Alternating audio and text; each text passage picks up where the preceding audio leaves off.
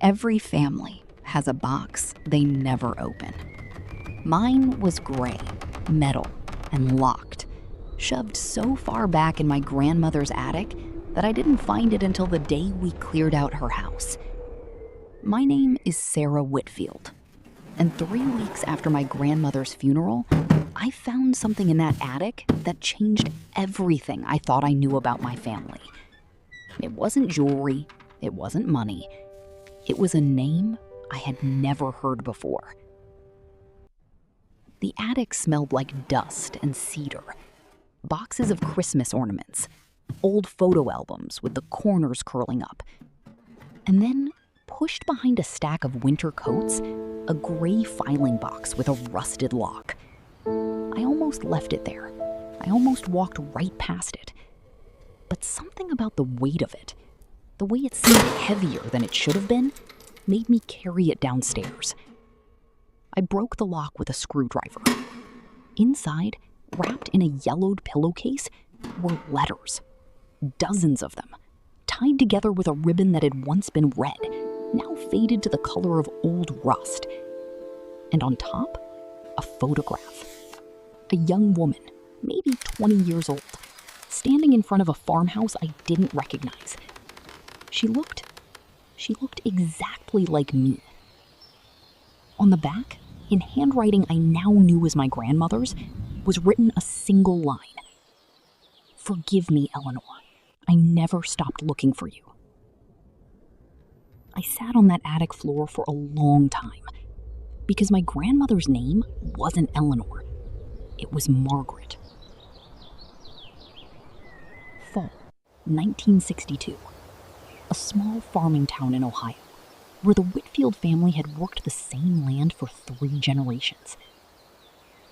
Margaret was 17, bright-eyed, restless.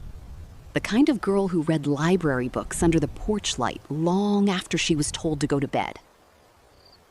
That autumn, she fell in love with a boy named Thomas Reyes, the son of migrant workers who came through every harvest season. It was 1962. In that town, in that time, a love like theirs was not allowed to exist in the open. They met in secret, behind the grain silo, down by the creek where the willow trees hung low enough to hide 2 people who had nowhere else to go. By spring, Margaret was pregnant. Her parents, my great-great-grandparents, did what many families did in that era. They sent her away, quietly, to a relative's house 3 states over, where she gave birth to a baby girl. They told the town Margaret had gone to care for a sick aunt. They told Margaret the baby had been placed with a good family, and that she was never, under any circumstances, to speak of it again. The baby's name was Eleanor. Margaret came home that winter. She married my great-grandfather 2 years later. She built a life, a good life by every outward measure.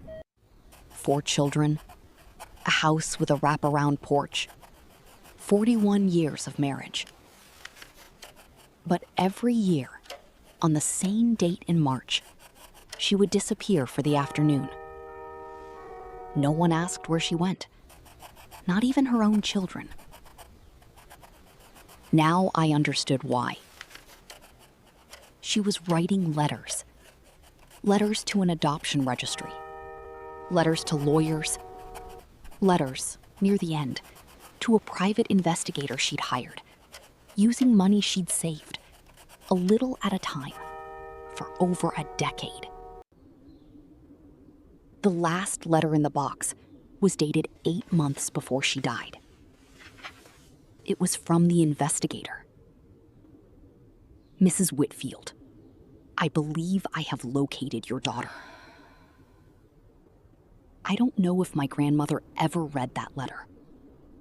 I don't know if she found out where Eleanor was before she passed. But I know this. She spent 58 years carrying a secret so heavy it needed its own locked box.